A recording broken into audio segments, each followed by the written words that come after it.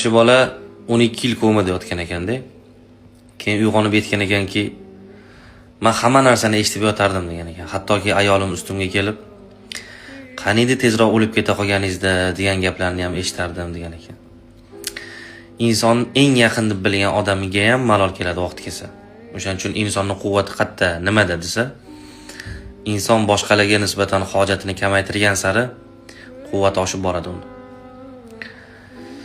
Va inson oxirida kim bilan qoladi? Kichkina kelin qaynona bilan yaxshi muomala qiladi, katta kelinlarga nisbatan. Nimaga desa, katta kelin ko'chib chiqib ketadi. Kichkina kelin qaynona bilan qoladi. Misolda bu. O'shaning uchun qaynonani ko'nglini oladi. Oxirida u bilan qolganligi uchun. Inson ham oxiri kim bilan qoladi? Kim bilan qolsa, o'shani ko'nglini olish kerak.